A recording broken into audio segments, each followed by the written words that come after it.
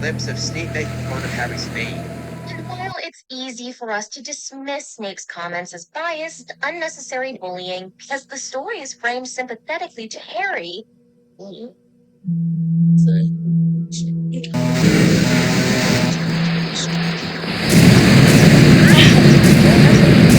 to what Snape is saying. So the first time I watched this, I was like, okay, I'll let them explain themselves on why they think Snape might be right, and I'll hear them out. But then, Ron actually put the video about Harry actually thinks so, and I pushed them to elaborate in a very honest way. So since they didn't add an argument on why they think Snape is right about Harry having an ego due to his fame, I'll just insert my own argument on why I think Snape is wrong.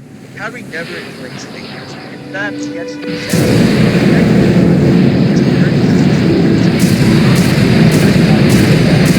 People were staring at him and just always making him very uncomfortable. And Snape was someone who was constantly posting and demonstrating he was perfect.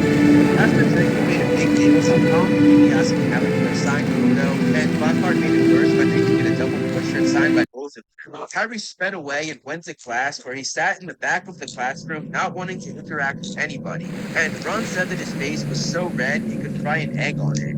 Then, when Ron joked about Cohen and Ginny starting a Harry Potter fan club, Harry angrily told him to shut up. That sure doesn't seem like someone who enjoyed being famous. Then the point in the take made about Harry getting more ego because of his fame as the series went on. Let's just go over something in the sixth. So it had just come out in the press that Harry was the chosen, meaning he had even more attention and fame, now being the boy who lived and the chosen. So when he boarded the Hogwarts Express in his sixth year, it said, people stared shamelessly as he approached. They even pressed their faces against the windows of their compartments to get a look at him. He had expected an upswing in the amount of gaping and gawping he would have to endure this term after all the jokes they would drop, but he did not anticipate standing in a very bright spotlight. Clearly, Harry has never enjoyed the attention his fame brought, not in the beginning of the series or in the end. So moving on to the next point that the take makes, they say that Harry is entitled. And his steadfast belief that rules don't apply to him, and his unprompted complicity to the advice of adults. Harry is the bundle of very Talk a many lot. weaknesses. I don't want to expand on Harry not listening to advice, but let's just go over it. They say Harry is smart, and before Harry was also kind of dumb.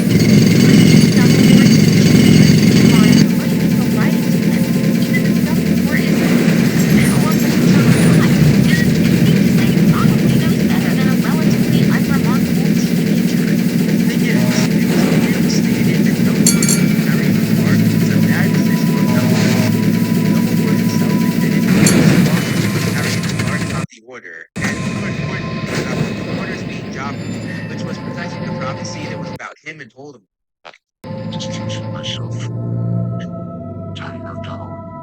Yes. In the book, it says, if I had been patient with Harry as I should have been, you would have known a long time ago that Voldemort might try to lure you to the Department of Mysteries, and you would not have been tricked into going there tonight. Dumbledore knew that had he kept Harry informed the way Harry wanted to, things would have turned out a lot better. Dumbledore even said that because he didn't think Harry knew anything about what was going on, he blamed himself for Sirius's death. It is my fault that Sirius died, said Dumbledore clearly. Moving on to the sixth explanation.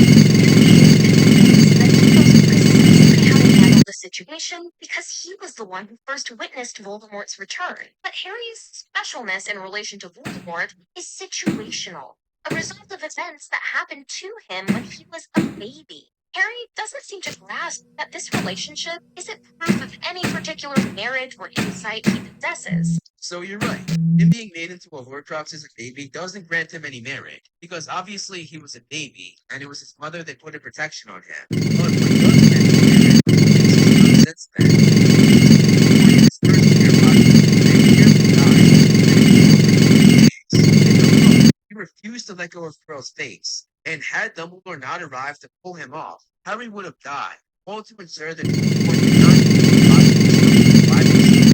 Then, in his second year, he came up with the audacity to use the stone by hand, so that 12-year-old kid didn't most realized wizards couldn't even dream of doing it. And on top of that, he once again stopped Voldemort from reviving himself. Then he produced a full Patronus at the age of 13, again, something that a lot of newly realized wizards couldn't do. proving he's powerful with and without magic, beating the basilisk with a sword in combat, and producing very advanced charms for his age. Then he faced Voldemort and a whole group of Death Eaters with a broken leg, by the way. His leg broke in the maze right before he touched the portkey, and once again, he escaped with his life. So yeah, he's proven that he can hold his own. It goes past just his first encounter with Voldemort when he was a baby. That's irrelevant compared to the stuff he's done in recent years. Moving on. And when Snape and Dumbledore pushed him to master occlumency lessons, Harry put in any effort. He sees it as an opportunity to get back at Snape. Harry did put work into occlumency, but it was hard when Snape, a man who hated him, was going deep into his mind.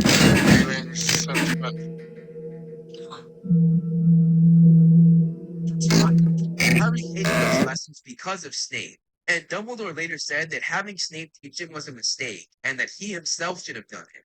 The take then goes on to say that Harry not taking occlumency lessons seriously led to Sirius's death, but as we already discussed, Dumbledore said it was not Harry's fault, but his fault that Harry was lured to the Department of Mysteries, and his fault that Sirius died. And going back to this one, here I'll play it here. In fact, he sees it as an opportunity to get back at Snape. He didn't use this as an opportunity to get back at Snape. Snape's past was a complete accident, and Harry actually came out of that memory was sympathetic towards Snape after seeing his father bully him. He in no way used those memories as a weapon. He was actually disturbed by them and stood up for Snape in his own head. What was making Harry so horrified and unhappy was not because Harry Dad or had been at him. It was that he didn't know it felt by onlookers. It was that he known as his father and the take's next point is that Harry is impulsive and makes rash decisions that put those around him in danger. Blinded by rage, Harry ignores his friend's reasoning and brings everyone along with him into the most avoidable conflict of the entire series. This point, I feel like I didn't even read the books to see the movies, because in both, Harry wanted to go by himself. He did not want to put anyone else in danger, but his friends forced themselves on him. Make up with you. It's too dangerous. I'll put you into enough trouble as it is. Maybe you don't have to do this all by yourself. So now we're going to move on to the next section of the video, and the title of this section alone makes me roll my eyes. Angstier than your average adolescent. Now, granted, Harry's selfishness may scan as pretty typical behavior for an angsty adolescent, but it's made worse by the circumstances. As the hero, however reluctant, Harry has a responsibility to know better. He should be constantly aware of how influential his every action. This whole statement has nothing to do with what Harry is as a character or how he acts. He rarely speaks up to anyone besides those closest to him, and he never uses his fame but honestly, he doesn't enjoy his fame. He's not going to use it because he likes to ignore it. In fact, the only time Harry really used his fame to influence people was one, when he tried to warn everybody that Voldemort had returned. There was no way for Harry to spit back in his face everyone called him a liar. And two, he spoke up about the night at the graveyard and let Rena Skeeter write an article about it. His his eyes to the danger that was out there. Both of these seem like he used his influence in a good way, and might I add, in a way that was not easy for him, having to relive that awful night in the graveyard. The take then goes on a rant about how Harry is not a good role model, and he's actually a hero or a male in general. Many of Harry's failings are also telling qualities generally associated with male heroes, and men more generally. The thing is, Harry is pretty selfless when it comes to saving people. He risks his neck all the time, and it's been stated in the books that he might have a bit of a hero complex because he tries to save people too often. That doesn't sound like the male characters the take was trying to compare him to, Wolverine and Iron Man. Those are two characters who are pretty selfish and pretty reluctant to help other people in the beginning. They're always thinking about themselves before anyone else. That's the point of their characters. They evolve and learn to care for others. And in the end, they do. But they didn't start out that way. In writing, they are characters that we call reluctant heroes. Meanwhile, Harry is selfless from day one and jumps to help others without a second thought. We see this from the start of the series to the very end. His selflessness never wavers. In writing, he's a character that you could call a willing hero. So when the things compare these characters when they literally have the opposite titles, it's just ridiculous.